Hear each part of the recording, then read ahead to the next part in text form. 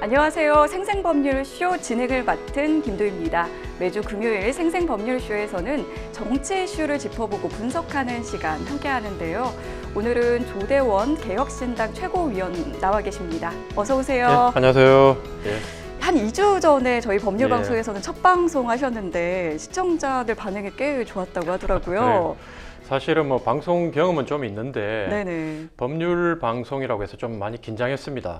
왜냐하면 네. 이제 정말요? 제가 예. 찾아봤는데 영상에서는 긴장한 느낌이 없으시던데요. 속으로 많이 긴장했습니다. 예. 법률 전문가들이 주로 보시고 또 고관여층들이 보신다고 생각해서 네. 저같이 비전문가가 과연 이 방송에서 무슨 얘기를 할까 이런 고민을 많이 정치 했는데 인생 예. 얼마나 되시는데 비전문가라고 하시기에는 예. 네. 그래서 제가 이제 생각해 보니까 저 같은 사람도 이제 법 그러면 좀 어렵고 네. 무섭고 이런 부분이 있는데 그렇다고 우리가 법을 떼놓고 생활을 할 수는 없는 거 아닙니까? 맞습니다. 그러니까 일상 삶 가운데서도 법하고 많이 마주치는데 비전문가 입장에서 이제 제 수준에서 맞게 이렇게 질문도 드리고 또 얘기도 나누고 풀어드리고 하는 게 네. 도리어 이 방송의 원래 취지가 아닌가 하는 생각이 들어서 그냥 뭐 당당하게 좀 네. 변호사님 믿고 하려고 합니다. 네. 저희 법률방송 취지를 정확하게 이해하고 계신 게 아닌가 싶은데요.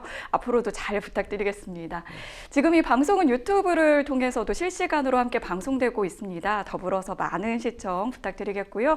유튜브를 통한 소통의 창구도 열어두겠습니다. 방송 보시다가 궁금하신 내용들 질문으로 올려주시면 저희가 답도 해드리니까요. 많은 참여 바랍니다. 여러분은 지금 생생법률쇼와 함께하고 계십니다.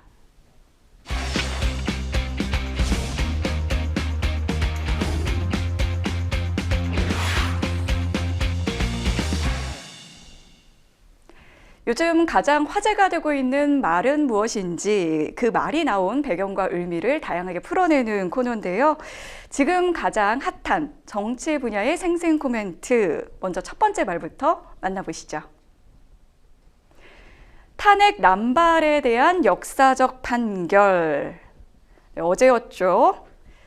최재해 감사원장과 검사 3명에 대한 탄핵 소추가 결국 기각이 됐습니다.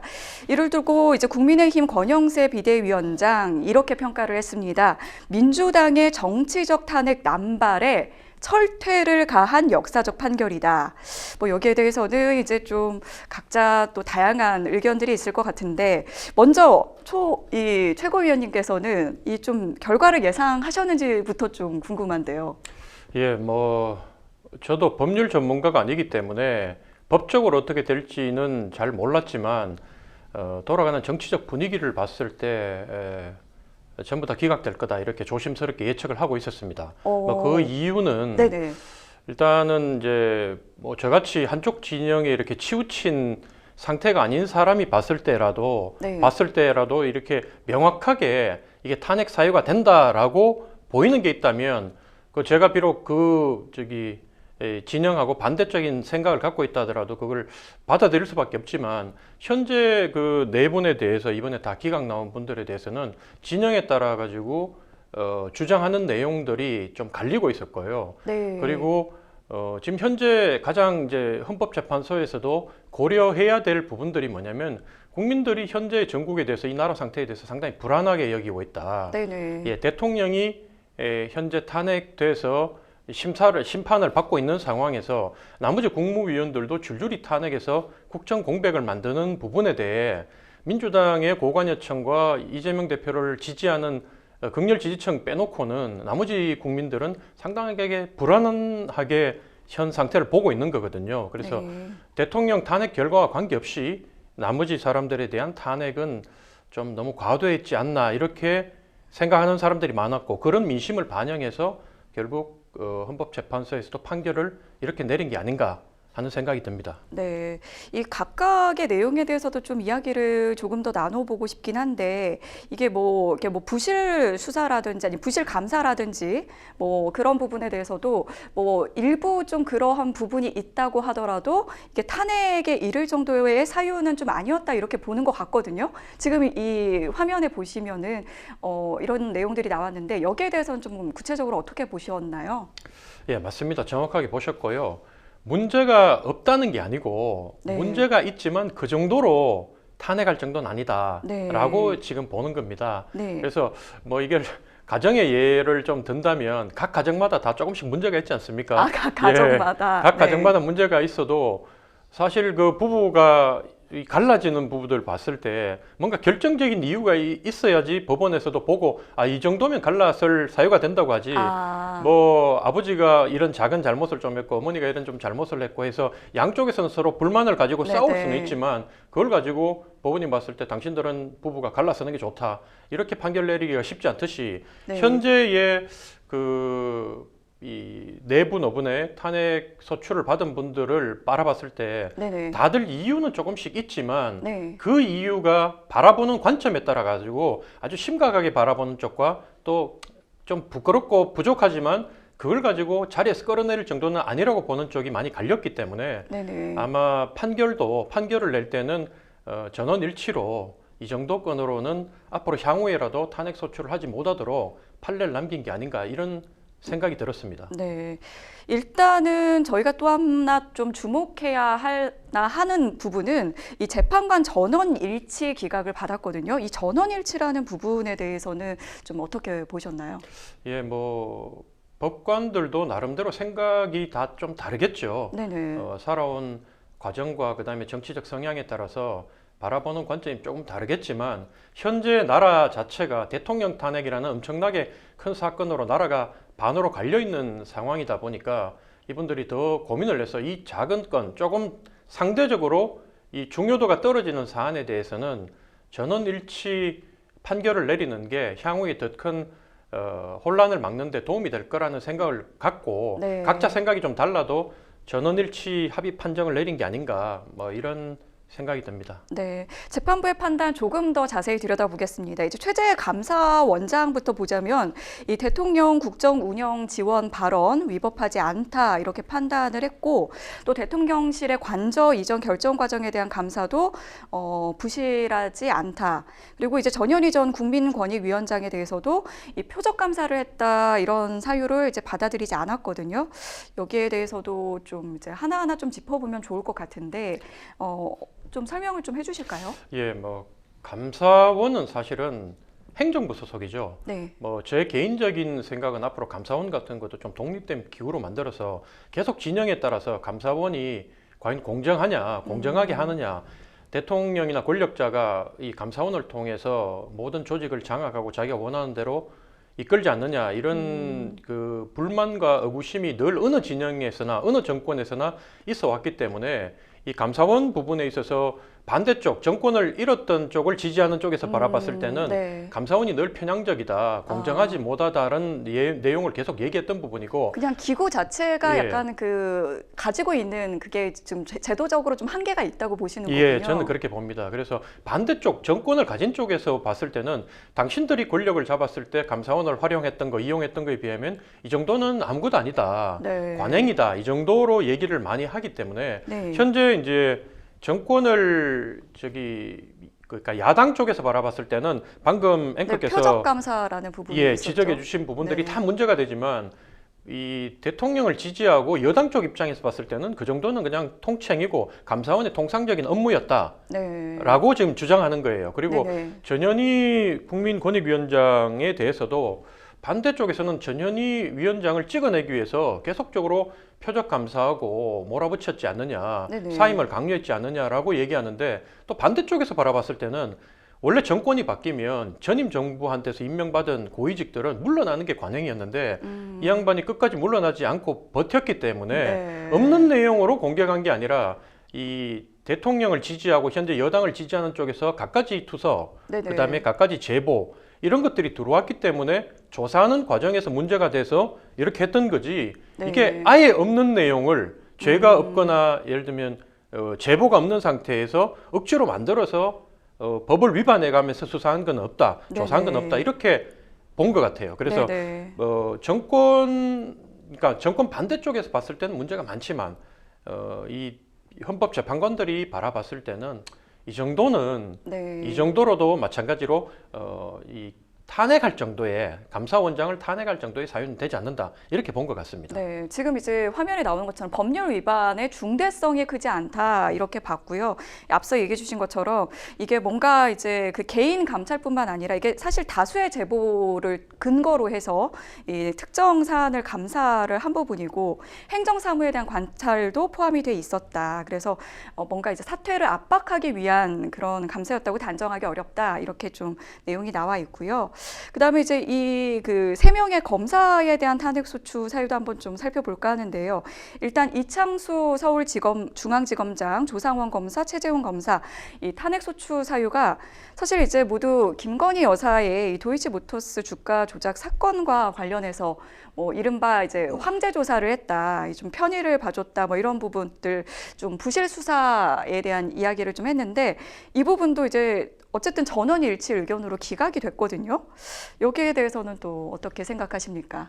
예, 저도 뭐 기각 사유에 대해서 쭉 읽어봤는데 네, 읽어보니까 똑같아요. 제가 조금 전에 감사원장에 대해서 설명드렸던 부분하고 동일하게 네, 이게 어느 쪽 방향에 서서 이 상황을 바라보냐에 따라 가지고 판단이 바뀔 수 있는 부분이다. 네. 그러니까 이 검사 세 분이 그 탄핵을 될 만큼의 그 법률이나 헌법을 위반한 내용이 있느냐라고 네. 헌법재판관들이 판단해 봤을 때 그 네. 정도는 아니라고 얘기했던 것이고 뭐 문제가 아예 없었던 건 아니고요. 네네. 여기 분명히 네네. 판결문에도 보면 조금 더 잘할 수도 있었는데도 불구하고 이렇게 못한 건 아쉬움은 있지만 네네. 그 내용 부분 가지고 전부 다 이 검사들을 끄집어낼 수는 없는 거다. 그렇게 지금 얘기를 했습니다. 예, 그런데 그럼에도 불구하고 이제 마지막 판결할 때 어떤 내용을 얘기했냐면 그렇다고 그러면 그 민주당이 다수석을 장악한 야당이 다수석을 장악한 국회가 이 탄핵 소추권을 남발했느냐, 네. 탄핵한 자체가 잘못됐느냐, 그건 또 아니라고 얘기해요. 아, 그게 이제 조금 논란이 될 것 같아서 일부러 그러한 내용을 또 언급한 게 아닌가 싶거든요. 나름대로 저는 뭐 양쪽의 그 내용 좀 이렇게 상충하는 주장같이 보이지만 헌법재판관들이 왜 이렇게 판결문에다가 넣으셨는지 저는 충분히 이해가 가는 부분이고요. 네, 이렇게- 어떤 면에서 좀 이해를 좀 하시는 건가요? 왜냐하면 이제 네. 국회는 결국 국회도 국민들이 다수의 국민들의 뜻이 반영돼 가지고 국회라는 걸 구성했지 않습니까? 네. 대통령도 더 많은 국민들이 전 국민들이 투표 참여해서 뽑았다면 국회도 하나하나의 국회의원들이 법률기관, 헌법기관이라고 지금 얘기할 정도로 다 나름대로 국민들이 우리의 대표자로 뽑아서 모아놓은 300명 모아놓은 게 이제 국회다 보니까 네. 그 국회에서 국회의원들이 그런 시각으로 비록 민주당이 다수당을 차지하고 있다 보니까 좀 더 자기들한테 불리한 내용, 그러니까 네. 대통령을 좀 유리하게 대통령 쪽에 또 여당 쪽에 좀 유리하게 판결 내리는 부분을 문제가 있다고 바라봤던 그 시각 자체가 네. 잘못된 건 아니다. 네. 그 부분까지 법이 관여해가지고 우리 이 법관들이 판단을 내릴 부분은 아니다라고 네네. 이분들이 선언한 것이 아닌가 저는 그렇게 봅니다. 예. 네, 사실 이제 국민들의 그 계속되는 어떤 분열을 좀 더 막고 싶었던 그런 뜻을 좀 담았던 게 아닌가 싶은데 일부 뭐 부수적으로 정치적 목적이나 동기가 내포돼 있다고 하더라도 예를 들어서 탄핵 소추권이 남용됐다고 단정할 수 없다 이렇게 이야기를 했거든요. 이러한 사안들을 조금 더 이렇게 좀 그 내용까지 좀 생각해 보게 되는 부분인 것 같습니다.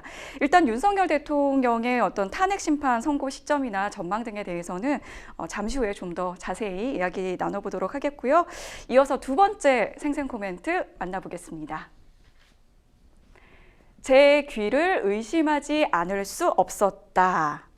이건 누가 어떤 이유로 좀 이야기를 했을까요? 좀 황당한 소리를 들었을 때 나오는 반응인데 네, 윤석열 대통령의 그 대리인단의 윤갑근 변호사가 한 말입니다. 잠시 후에 또 이 발언에 대해서 좀 살펴보기로 하겠고요.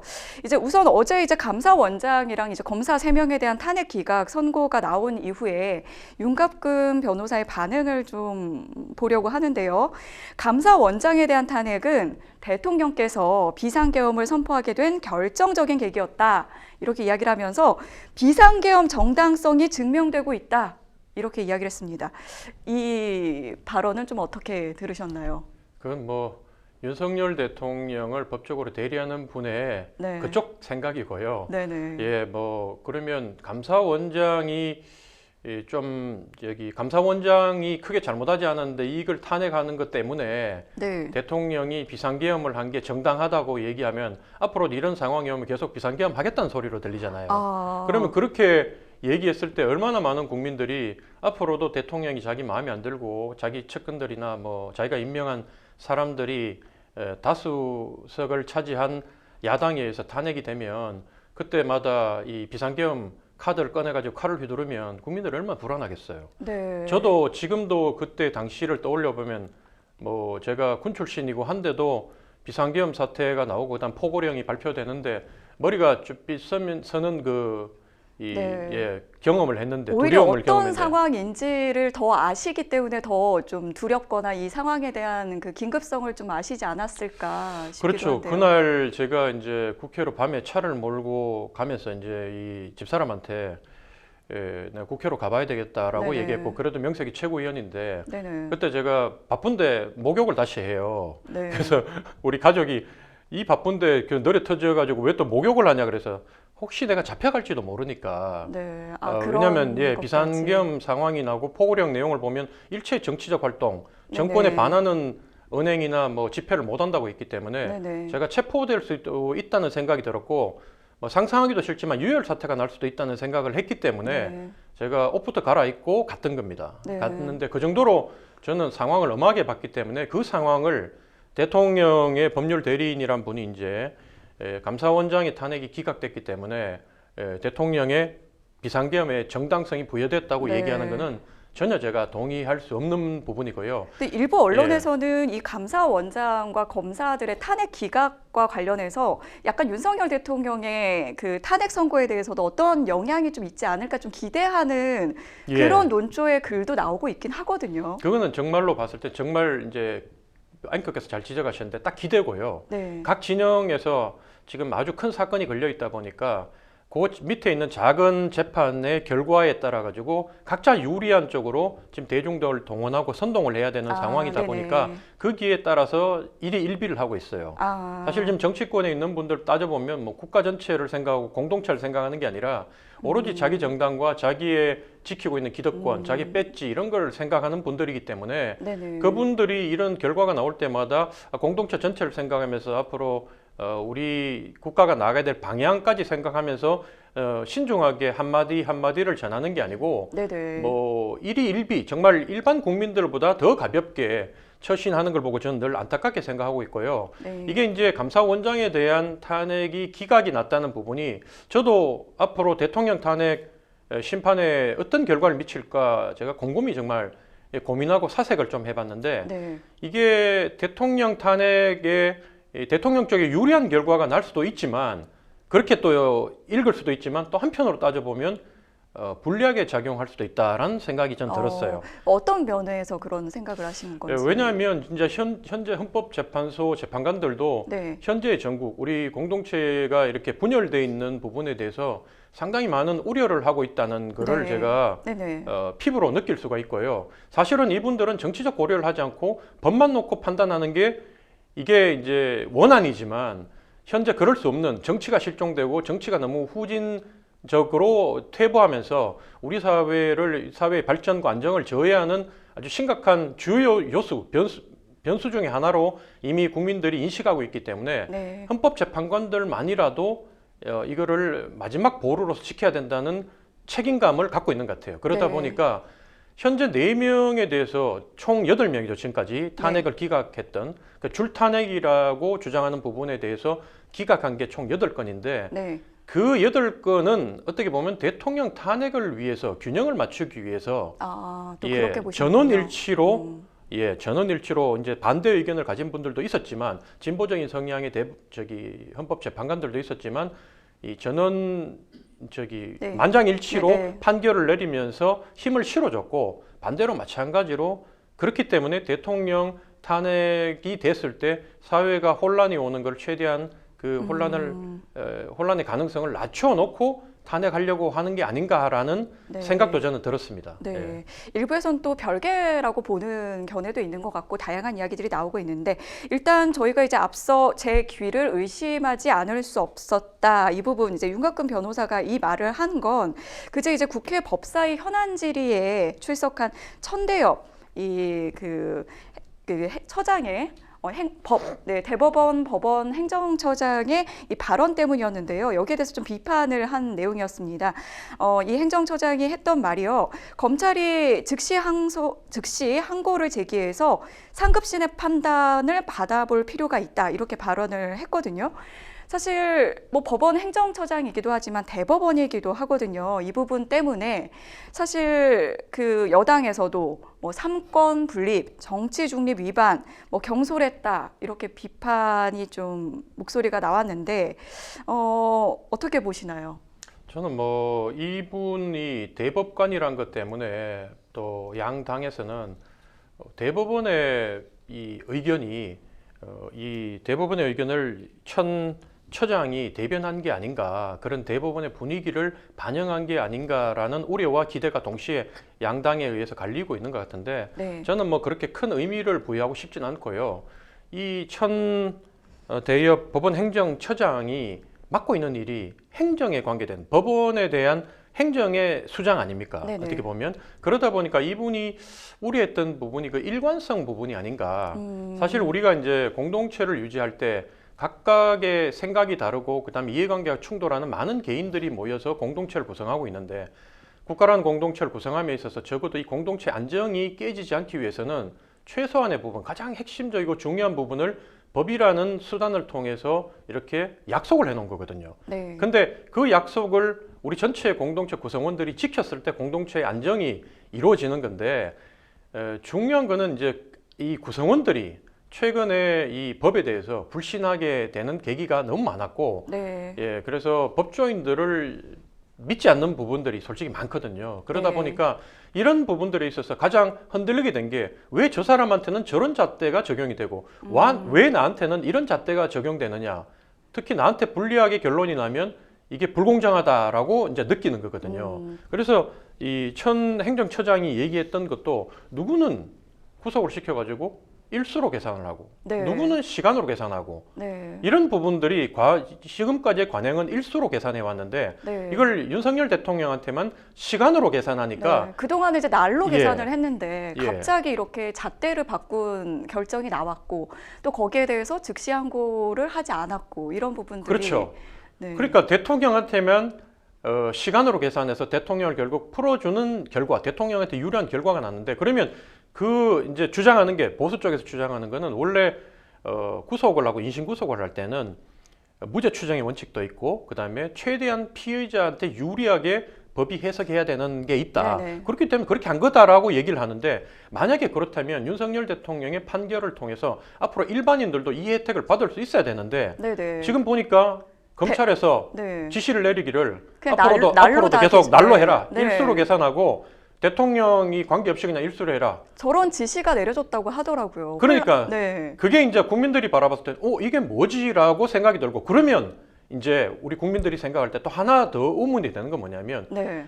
검찰에서 만약에 이거를 원래 자기들이 일로 계산해서 다 일 처리를 해왔는데 갑자기 뜬금없이 법원에서 시간으로 계산해서 하라고 얘기를 했다면 검찰에서 다시 이제 그걸 갖다가 법원 판결에도 관계없이 우리는 앞으로도 계속 일로 한다고 지시를 내렸다면 네네네. 법원 판결이 잘못됐다고 현실에 맞지 않다고 항고하는 게 네. 그게 자연스러운 우리가 생각하는 상식인데 네네. 그 상식을 반하고 항고는 하지 않겠다. 네. 윤석열 대통령 건에 대해서만. 그런데 이제 또 일선에서는 예. 그대로 날로 해라라고 얘기한 것 자체가 사실 이게 그 일반 국민들 입장에서는 이해가 안 가는 그렇죠. 지점이죠.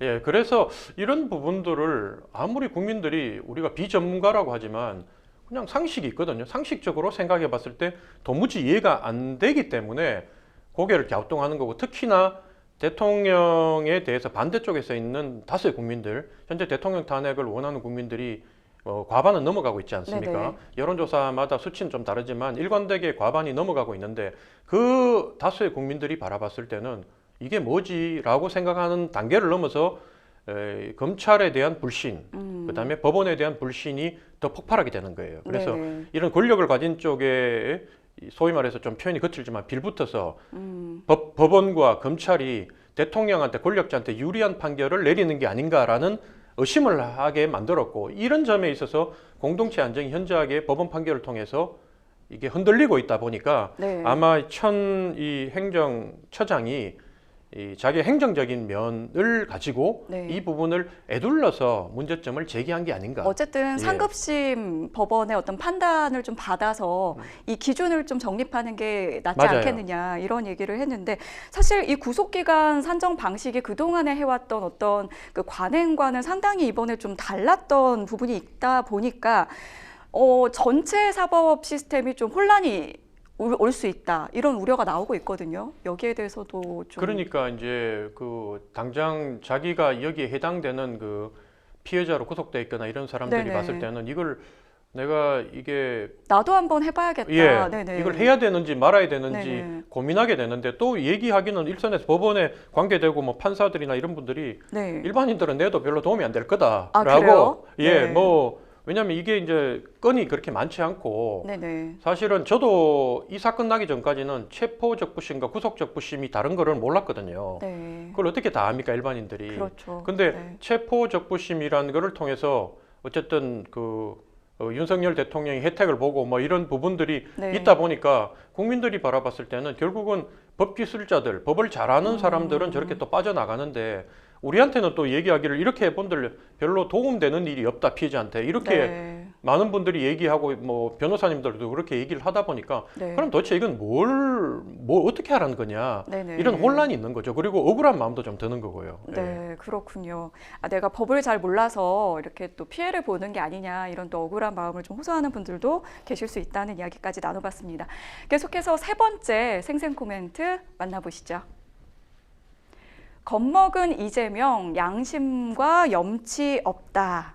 네, 이번에는 또 누가 이재명 대표를 향해서 견제구를 날린 걸까요? 바로 원희룡 전 국토부 장관입니다.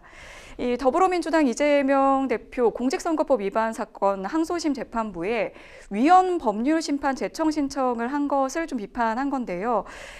이제 위헌 법률 심판 제청 아마 이제 언론에서 많이 들으셔서 좀 이제 아시는 분들도 있을 수 있겠지만, 이 법률의 위헌 여부가 재판의 전제가 되는 경우에 이 헌재에다가 위헌 심판을 제청을 하는 제도입니다. 근데 이게 받아들여지면 사실상 지금 이제 진행되고 있는 재판이 중지가 되거든요. 그렇기 때문에 이게 국민의힘에서는 이 재판 지연을 위한 꼼수 아니냐 이렇게 계속해서 얘기를 해오고 있는데, 일단 조채고 위원님께서는 어떻게 보시나요?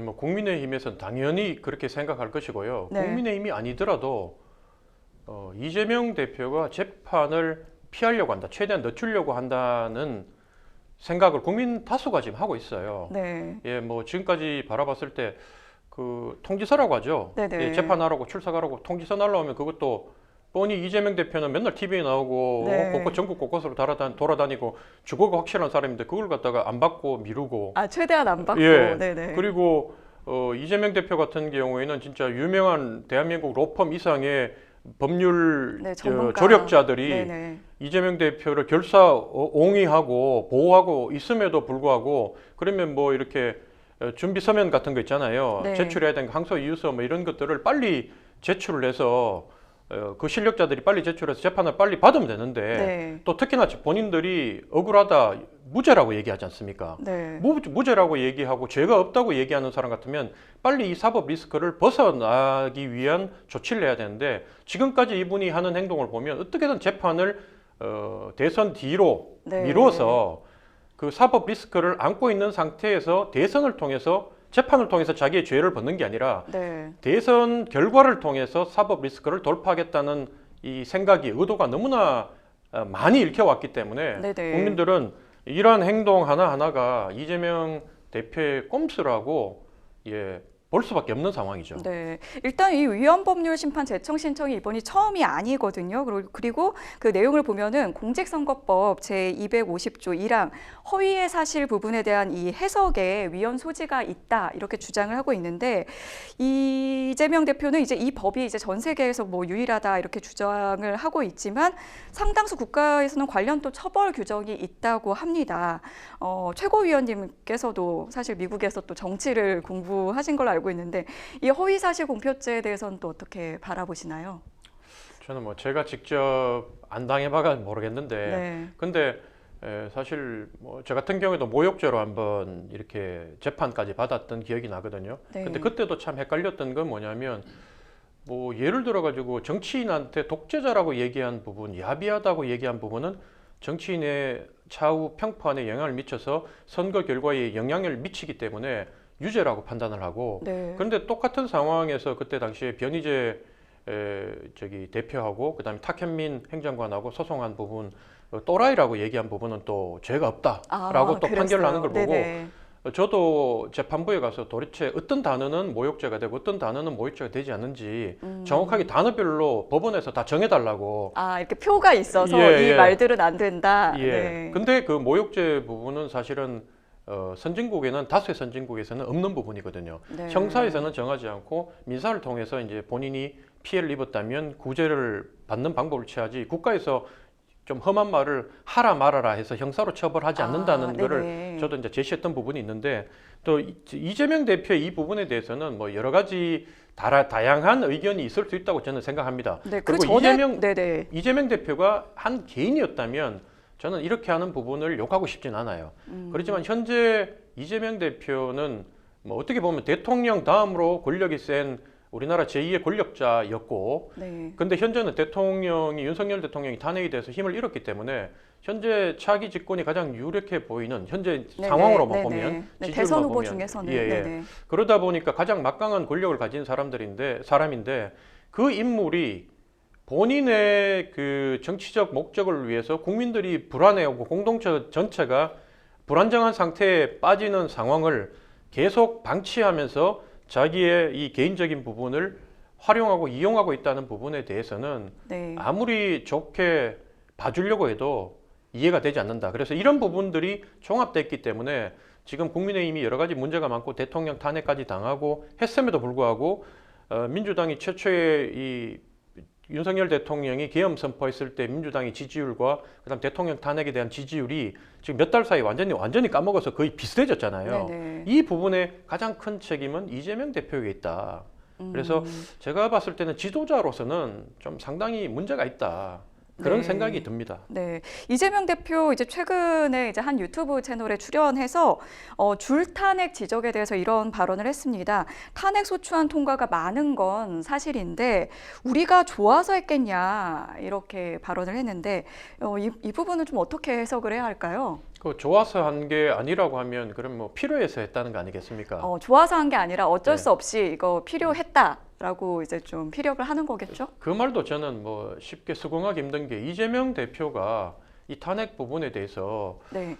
우리가 좀 자제하자라고 얘기를 했다면 좀 더 신중하게 했지 않겠습니까? 본인이 이 부분에 대해서 최대한 활용을 해놓고 정치적으로 이용을 해놓고 지금 와서 줄줄이 탄핵이 되고 기각이 되고 거기에 대해서 국민적 여론이 나빠지고 있으니까 네. 마치 이게 본인의 그 결정하고 관계없이 우리 당의 책임으로 돌리면서 네. 다른 사람들이 뭐 이렇게 마치 탄핵을 좀 과도하게 한 부분이 있다라고 얘기하는 부분은 무책임한 모습이라고 저는 생각하고 있고요. 네. 지금이라도 저는 이런 부분들이 다 이 종합이 돼서 현재 이재명 대표에 대한 지지율과 평가가 나오고 있는 것이다. 그래서 이 정도쯤 되면 이재명 대표가 지지율 한 50% 이상 상에서 거의 독주 체제로 들어가야 되는데, 네.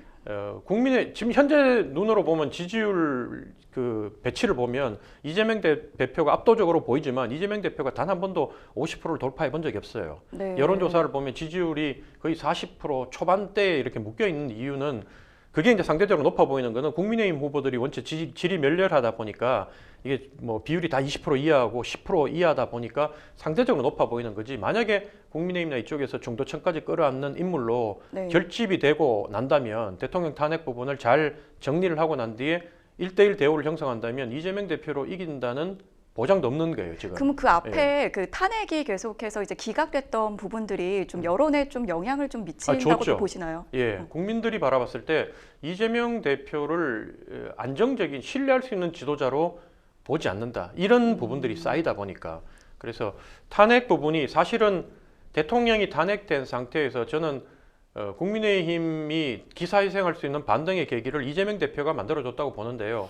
한덕수 총리까지 탄핵함으로써 국민들이 바라봤을 때 한덕수 총리를 탄핵하고 또 최상목 대행까지 탄핵하겠다고 위협을 네, 계속했잖아요. 언급을 하긴 했었죠. 예, 언급을 하는 부분들을 보고 국민들이 야, 이게 과연 어디까지 가는 거냐? 그러면 줄줄이 다 국무위원들을 탄핵하고 나면 모든 전국을 현재 국민으로부터 권력을 위임받지 않은 대통령 선거를 통해서 권력을 위임받지 않은 이 국회 권력만 가진 이재명 대표가 자신의 가진 권력으로 국정을 좌지우지하려고 한다는 모습이 오만하게도 비쳤고 무책임하게도 비쳤기 때문에 결국 그런 것들이 쌓여서 지금 여론에서는 현재 네. 예, 위기에 어려움에 이 민주당과 이재명 대표가 봉착해 있는 게 아닌가 이렇게 네, 봅니다. 그런 해석까지 주셨고요.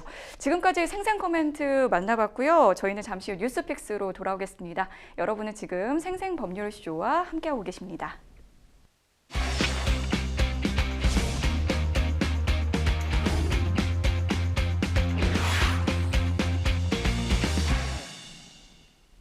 분야별 가장 핫한 소식을 집중 분석해보는 시간 뉴스픽스 시작하겠습니다.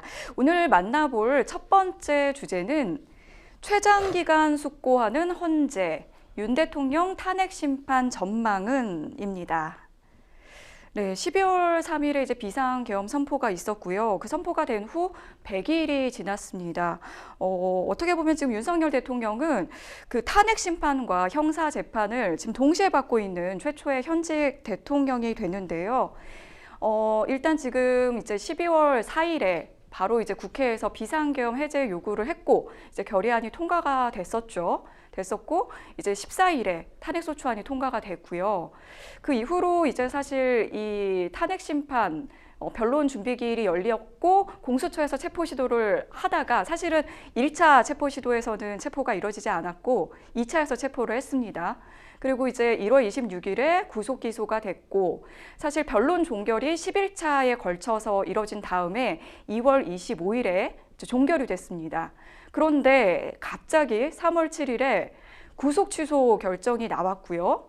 지금 이제 3월 8일 윤석열 대통령이 석방이 된 상태입니다. 지금 이 탄핵 관련해서 이 찬반 대치가 계속해서 길어지면서 뭐 양측의 대립도 계속되고 있고요. 국민들의 어떤 정서라든지 이 분열도 계속해서 이어지고 있는 것 같은데 지난 100일의 시간 최고위원님께서는 어떻게 보셨나요? 예, 뭐 탄핵 처음에 이제 탄핵이 안이 통과되고 난 뒤에 심판이 금방 결과가 나올 거라고 처음에는 예측을 했거든요. 네네, 굉장히 예. 그 쟁점이 분명하고 뚜렷하다 이런 얘기가 있었거든요. 예, 뭐 언론에서도 많이 나왔지만 박근혜 대통령 때보다 훨씬 이 쟁점이 분명했기 때문에 금방 나올 거라고 생각했는데 네.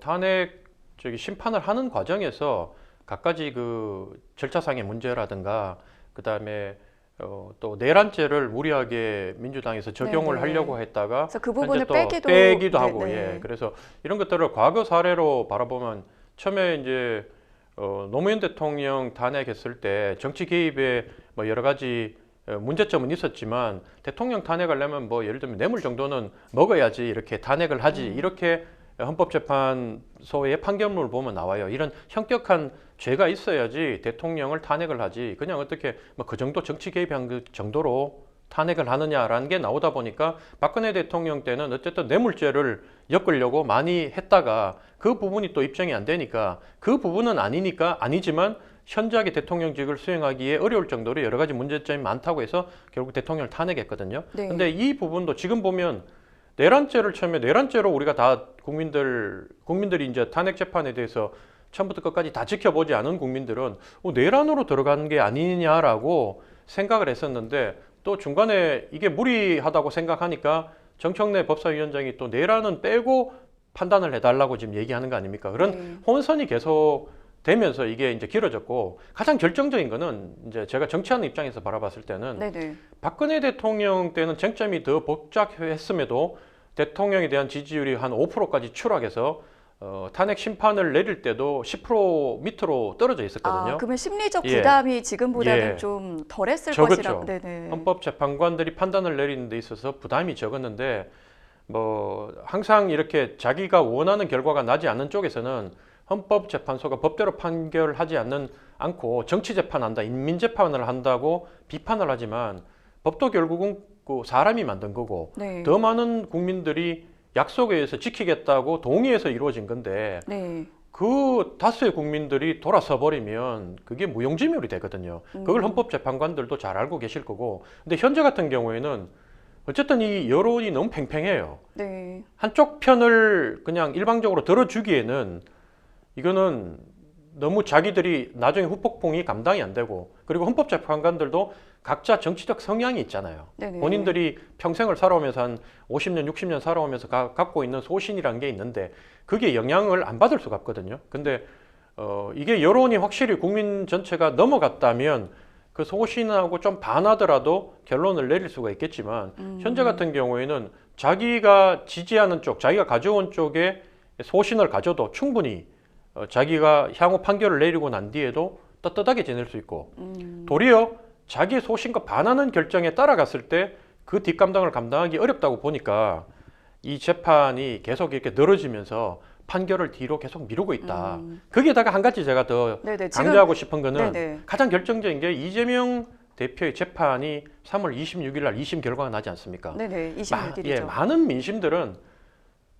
예를 들면 윤석열 대통령을 어느 정도 지지한다 하더라도 중도의 입장에서 윤석열 대통령이 탄핵될 만큼의 죄가 없다고 바라보는 쪽에서도 만약에 헌법재판소에서 탄핵 인용 결과가 난다면 공동체 안정을 위해서 불만은 좀 있지만 그걸 가지고 정말 물리력을 써가면서 불만을 표출하지는 않을 거예요. 일부 극렬 지지층을 빼놓고 네. 수긍을 할 거라는 겁니다. 그렇지만 이 중도층이 바라봤을 때도, 그러면 윤석열이 날아가고 난 뒤에 그 대안으로 권력을 잡는 쪽이 이재명 대표와 그 세력이 돼야 된다는 부분에 대해서는 동의하지 않거든요.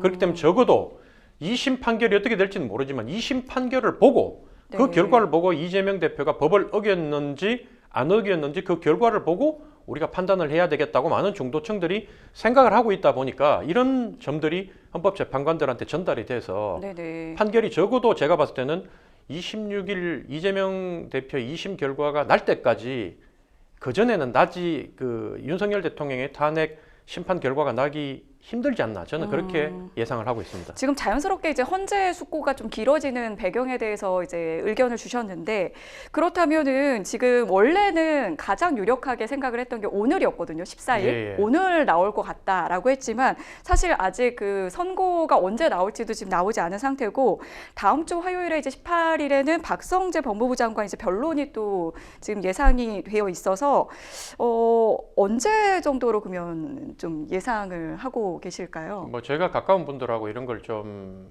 예상을 해왔던 거는, 네. 3월 26일 이후, 네. 그러니까 3월 말이나 그다음에 이 4월 18일인가요? 이분들 재판관 2명, 이미선 재판관하고 문영배 재판관이 4월 달에 퇴임하는 날이 이제 네네. 4월 18일인가 16일인가 그런데, 네. 아마도 3월 26일과 4월 18일 사이에, 3월 말이나 4월 초에 결론을 내지 않을까. 뭐 저는 그렇게 예측을 하고 있습니다. 훨씬 더 이제 좀 길어져서 3월을 넘길 가능성을 지금 보시는 저는 거고. 3월을 넘길 수도 있다고 보고 있습니다. 예. 그래요. 그래도 이제 많은 분들이 3월 전에는 좀 이게 나왔으면 좋겠다, 이렇게 좀 하루빨리 좀 뭐라도 좀 결론이 났으면 좋겠다, 이런 마음들이신 것 같은데 더 멀리 좀 내다보고 계신 것 같고요. 일단 이 탄핵 심판의 쟁점 저희가 5가지 한번 다시 좀 짚어보고 넘어가면 좋을 것 같은데요. 일단 이제 먼저 첫 번째는 이제 계엄 선포의 위헌 위법성이 있었고, 이 내용이 이제 뭐 전시나 사변에 준하는 상황이었는지, 국무회의 심의가 있었는지 이런 부분이 있을 거고요. 또 두 번째는 포고령의 위헌성입니다. 그 내용에 이제 정치활동 금지 내용이 있었는데 이 부분이 위헌적이라는 것이었고, 비상입법기구 쪽지 논란이 또 있었죠. 그리고 이제 세 번째는 군경을 동원한 국회 봉쇄 해산 시도가 있었고요. 네 번째는 이제 선관위를 이제 영장 없이 압수수색했다 이런 또 의혹이 있고, 또 다섯 번째는 정치인, 법조인을 체포 지시를 했다, 체포조를 운영했다 이런 쟁점들이 있는데, 일단 이 중에서 어떤 점을 가장 주목해서 보실지도 좀 여쭤보고 싶어요. 저는 뭐 포고령 자체가 나온 거가 그때 당시에 모든 정치 활동을 금지한다는 내용 나왔잖아요. 네네. 나오고 국민의 기본권을 제한하는 내용을 나온 게 가장 충격적이었고, 사실 뭐 정치인에 대한 체포도 국민들이 일반적으로 바라봤을 때 정치인 싫어하거든요. 그래서 뭐 싹 물갈이하고 다 잡혀갔으면 좋겠다라는 생각을 하는 사람도 있지만, 네. 이런 식으로 잡혀가는 부분에 대해서는 그건 문제가 있다. 왜냐하면 정치인을 저렇게 할 수 있다는 거는 힘없는 나 개인도 네. 충분히 권력이 그렇게 할 수 있다라고 생각할 수 있기 때문에, 그런 두려움을 국민들이 다 가졌기 때문에 네. 저는 뭐 이 포고령과 그다음에 정치인 체포 이런 부분들이 국민들이 가장 관심을 가지고 있는 부분이 아닌가 하는 생각이 듭니다. 예. 네, 그렇군요. 일단 그 앞에서 이제 저희가 윤석열 대통령 석방에 대한 얘기도 좀 나눴는데, 이 대통령 구속 취소 결정, 탄핵 심판에도 좀 영향을 줄 거라고 보시나요? 그거는 이제 각자 진영에 따라서 네. 자기가 유리하게 영향을 줄 거라고 양쪽 공이 얘기를 합니다. 네. 국민의힘에서는 줄줄이 기각됐기 때문에 대통령도 기각될 것이다라고 희망 섞인 내용을 얘기하고 있고, 요즘에는 기각보다 더 나아가서 각하 얘기를 각하 얘기도 하더라고요. 저도 들었습니다. 네. 기각 인용이 헌법재판관들한테 엄청난 부담을 주기 때문에 네. 각하라는 거는 요건이 안 됐기 때문에 다시 해가 올리라는 거 아닙니까? 사실 그거는 너무 그 법조인의 입장에서는 거의 뭐 불가능한 얘기 같은데. 그래요? 네네네. 각하는. 네. 법조인 입장에서는 참 너무 아는 만큼 보인다고 고민이 많다고. 법조인 입장에서는 각하가 어떻게 있을 수 있느냐라고 네. 얘기하지만, 또 정치인 입장에서, 일반 국민 입장에서는 아니 양쪽에 다 지금 시끄럽고 하니까 도리어 네. 요건이 안 맞았다고 네. 다시 요건을 갖춰서 올려라고 얘기하는 것도 하나의 방법이 되지 않나. 네네. 왜냐하면 한 번 탄핵 결정을 내리고 나면 같은 사안에 대해서는 다시 탄핵을 못 올리는 거 아닙니까? 네네. 그러니까 윤석열 대통령을 봐주기도 뭐하고, 또 그렇다고 지금 이 상태에서 날리는 것도, 그러면 각하를 시켜가지고 다시 헌법재판소에서 제대로 법에 의해서 판결을 할 수 있는 구성 요건을 갖춘 후에 올리면 그 다음에 윤석열 대통령을 탄핵을 하게 되면 자연스럽게 이재명 대표의 재판 결과가 다, 그러니까 2심뿐만이 아니라 대법원에서 확정 판결이 날 때까지 시간을 벌 수 있고, 그런 시나리오를 이제 생각을 하신다는 거죠. 어차피 대통령은 지금 힘을 잃어가지고 더 이상 대통령 노릇을 하기가 참 힘든 상황이다 보니까 여당에서도 대통령 탄핵을 기각하라고 얘기를 하면서도 현재 윤석열 대통령이 과거와 같이 예전처럼 돌아가서 국정을 운영할 수 있다고 아무도 그렇게 생각 안 하거든요. 그렇기 때문에 이걸 지금 그 뜨거운 감자니까 잠시 이재명 대표의 결과가 날 때까지 시간을 좀 끌었다가 그 이후에 판단을 하는 것도 하나의 방법이 될 수 있다. 정치적으로 그렇게 얘기가 좀 있습니다. 네네. 그리고 저희가 그 전에 그 헌재에서 그 마은혁 헌법재판관 왜 임명을 안 하는지 뭐 여기에 대해서도 사실 그 어제 이야기가 나오지 않았습니까? 그래서 우원식 국회의장이 최상목 대통령 권한대행에게 헌법재판관 후보자 임명을 촉구를 했는데, 여기에 대해서 별다른 반응을 보이지 않는 것, 사실상 또 그 안에도 이러한 좀 계산이 좀 들어가 있다고 보시는 건가요? 예, 뭐 현재로 최상목 대행이, 제가 최상목 대행이라고 봐도 이게 어느 한쪽으로 힘의 균형이 딱 쏠려야지 자기가 판단 내리기가 쉬운데, 현재 바라봤을 때, 그러니까 최상목 대행도 처음에 헌법재판관 3명 임명해달라고 국회에서 올라왔을 때 2명만 임명하고 1명은 안 했잖아요. 이게 양쪽에서 다 욕을 먹었거든요. 양쪽에서 민주당도 왜 3명 다 국회에서 올린 걸 안 했냐고 최상목 대행을 탄핵하겠다고 지금 나서고 있고, 국민의힘 입장에서는 왜 그 2명이라도 해줬느냐고 그걸 아예 안 해줘버려야지 윤석열 대통령한테 유리한 판결이 날 건데, 배신자라는 소리까지 많이 나왔었거든요. 근데 현재 그 당시에 최상목 대행 입장에서는 이쪽에 서기도 그렇고 저쪽에 서기도 그렇고 당시에는 민주당이 좀 유리했기 때문에 그쪽으로 눈치를 보고 갔는데 시간이 흐를수록 민심의 동향도 그렇고 돌아가는 형국을 보니 오른쪽이 더 유리해 보이니 이분이 이제는 이걸 갖다가 거부하겠다라고 이렇게 결론을 낸 것 같아요. 네. 네. 지금 이제 계속해서 이제 장외 그 투쟁까지도 이어가고 있는데 앞으로의 그 어떻게 또 이제 그 투쟁이 이어갈지 그리고 이 국민들의 화합이라든지 이런 날은 정말 언제쯤 올지 좀 답답해지는 상황인 것 같습니다. 네, 생생법률쇼 어느덧 마칠 시간이 다 되는데요. 오늘 함께 해주신 조대원 개혁신당 최고위원 감사합니다. 네, 고맙습니다. 네, 저희 방송이 끝나더라도 이제 상담 접수는 받고 있습니다. 일부에서 무료 법률 상담 많이 보셨을 텐데요. 전화 주셔도 되겠고요. 또 법률방송 홈페이지에 들어오시거나 이메일 사연 보내주시면 되겠습니다. 네, 저희가 준비한 소식은 여기까지입니다. 여기서 인사드리겠습니다. 시청해주신 여러분 고맙습니다.